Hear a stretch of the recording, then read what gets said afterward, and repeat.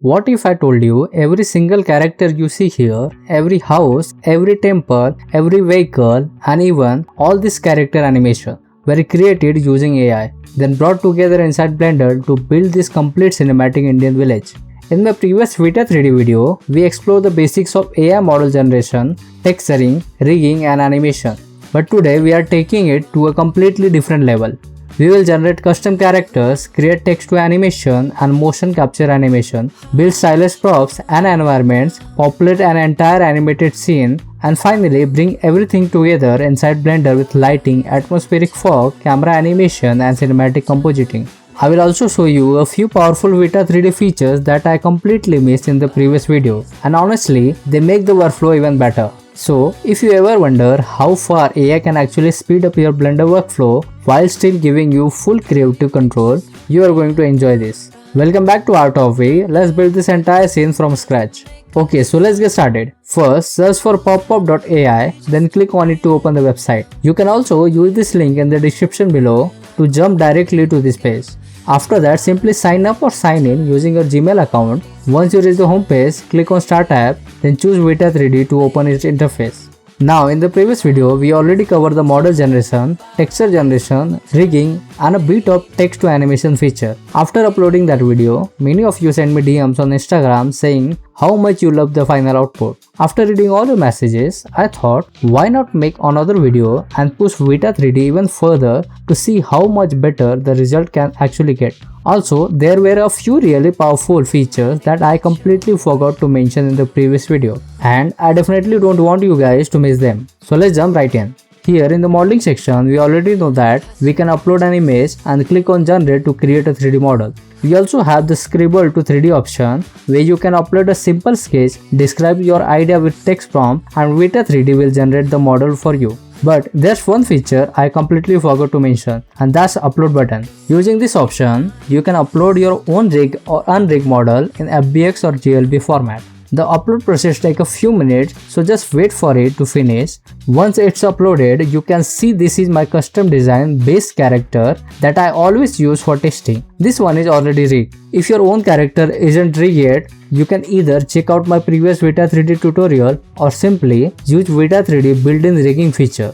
It's not perfect yet, but it definitely gets the job done and serves as a great starting point. Now, let's explore the text to animation feature. Click on the animation tab. Here, you will find a library of basic motion presets. Simply click on any of them to preview the animation on your character. Pretty cool, right?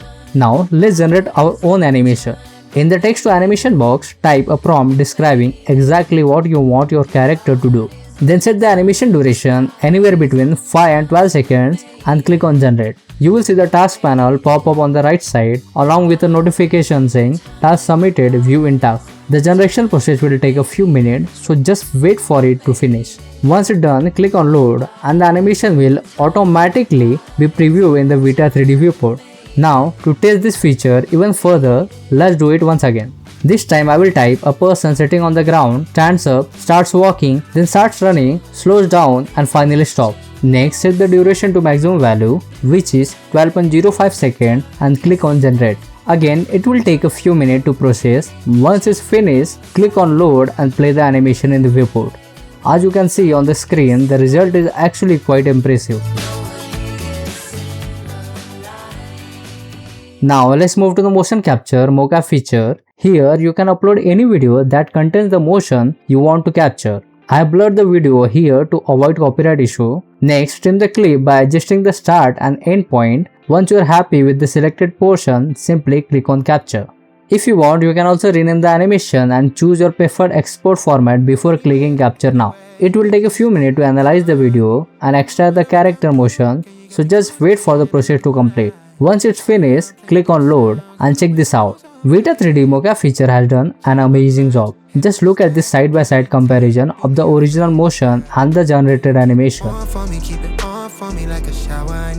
Now let's try another example. Open your file browser and simply drag and drop another video directly into the Mocap window. Again, trim the unwanted portion of the clip, then click on capture. Rename it if you want, choose your preferred export format and click on capture now. After that, wait a few minutes while Vita 3D processes the motion. Once it's done, click on load animation. Then press the play button to preview the final mocap result. What you wanna do? She told me, she said it's all for you. I did it all for you. Baby, it's all for you. No. Then move to asset section. Here you will find all your previously generated models, characters and animation. Basically everything you have created so far. I will select the same default character that we uploaded earlier in the video. Then go to the animation section, and inside the motion library you will notice that our newly generated text to animation and motion capture animation have been added. Simply click on the animation you like the most and want to download. Love what you got on, but I want it all for you. We can play a song while I'm holding on to you. Now if you click on use skeleton, you will be able to see the armature of the character. After that, click on download model and animation. Once the download is complete, it will be saved as a zip file. Right click on it and choose extract all. After extracting the file, I will copy the folder location, then open Blender. Delete the default cube, go to file, import and choose the appropriate file format. In my case, it's FBX file. Locate the extracted folder, select the retarget FBS file and click on import. As you can see, the character isn't perfectly aligned with the ground. So simply make the necessary adjustment until it looks correct, something like this as you can see in the viewport.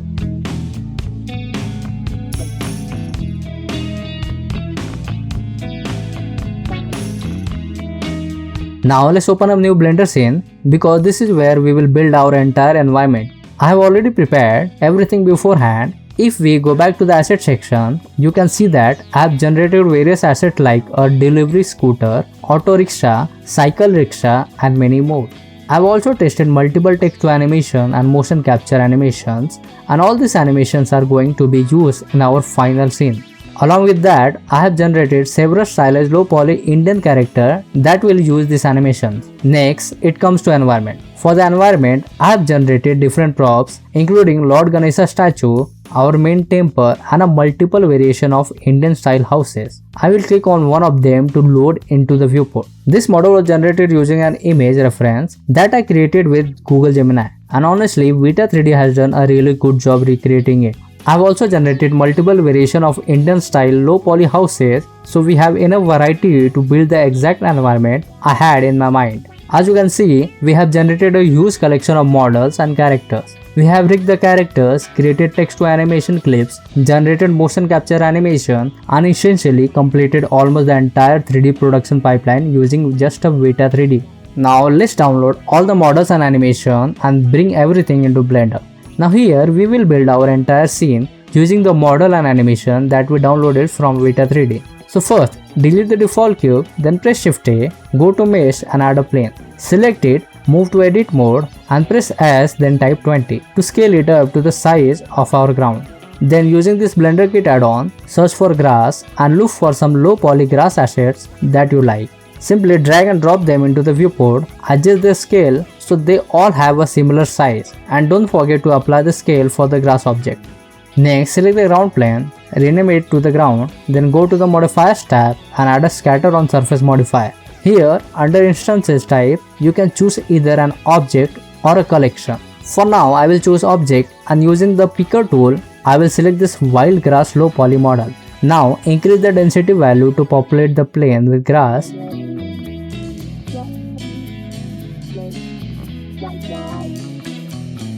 Expand the transform section. Enable randomize and adjust the scale value to control overall size of the grass. Then under the randomize settings, increase the scale randomness to create natural variation in the grass. You can also tweak the Z rotation value to make the grass look even more organic. Just play around with this value until you get a grass scatter that matches your vision.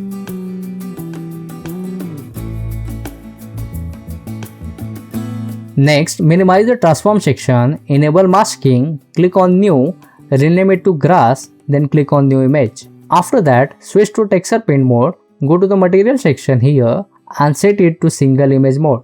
Here you can either create a new image or choose the grass mask image that we just created. Change the brush to airbrush, set the color to white, and for now, fill the entire plane with white. White represents the area where the grass will be scattered.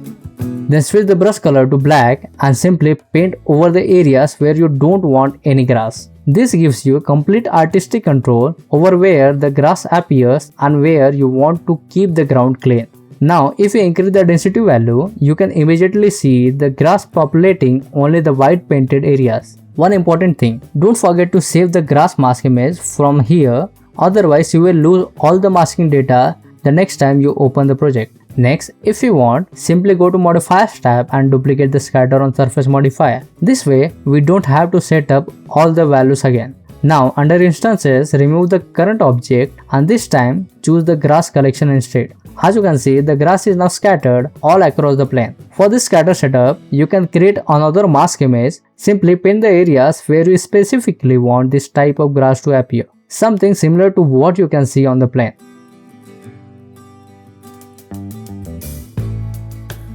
Okay, so I have moved ahead and completed the entire scene. Now let me give you a quick breakdown of everything. First, I added a ground plane and scaled it up. Then I placed a few lights along with a sunlight to illuminate the scene. Next, if we select the ground plane, you will notice that I have added 3 scatter on surface modifier. This is the black and white mask image that controls where everything gets scattered. Now, if I switch back to object mode and enable second scatter modifier, you can see it controls these flowers. Then the third modifier is responsible for these white flower bunches. And the very first modifier is scattering all the grass across the ground. I've also added a simple camera animation to capture the environment from different angles. Now switch to render view, then go to render properties, expand the color management and set the view to Chronos PVR neutral. Back in the modifiers tab, you can now see how the scene builds up layer by layer. First, we have the white flower bunches. Then enable the white and red blue poly flowers. After that, enable the grass scattered. And this is the complete ground setup.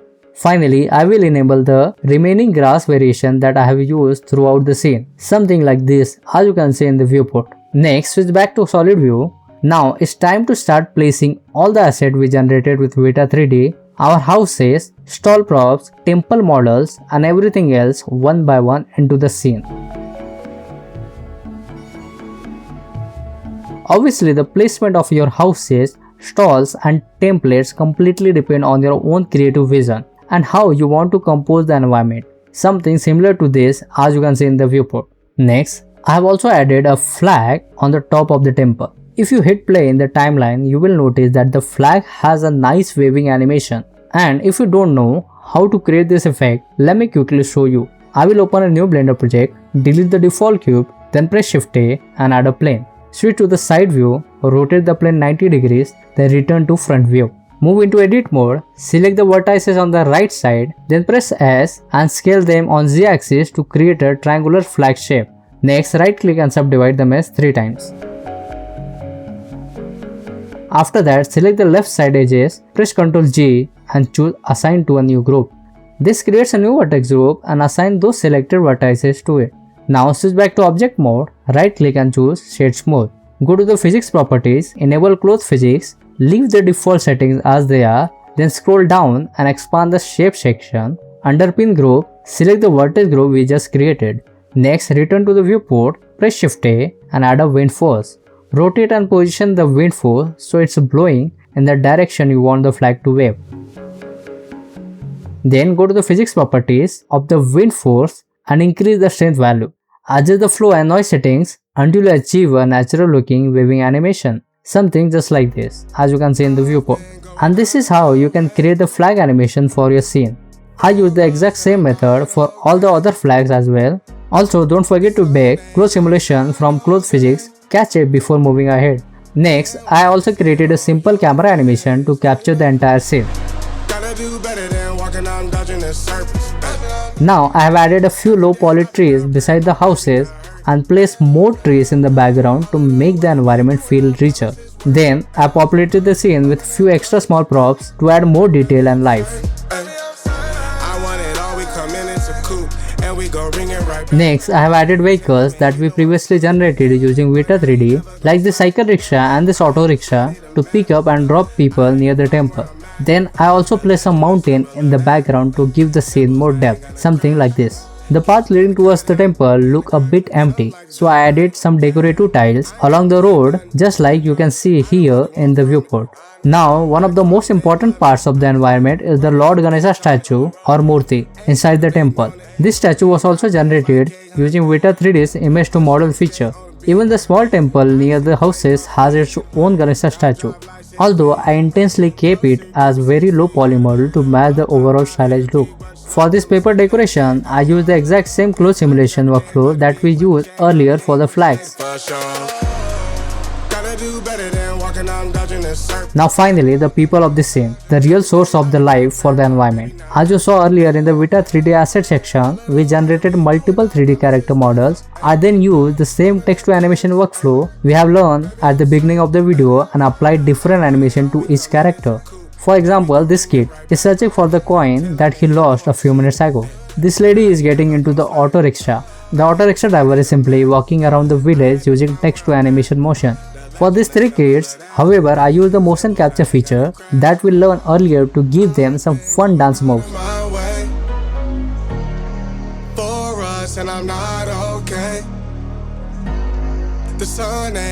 They are dancing together and getting ready for the cultural festival. This granny is waiting for someone. This man is returning after visiting Lord Ganesha for darshan. This lady is looking for a child who is near the temple stage. This gentleman is simply enjoying a healthy walk. These kids are watching the dancer kids and enjoying the performance. These two ladies are having a casual conversation while this family is spending some quality time together.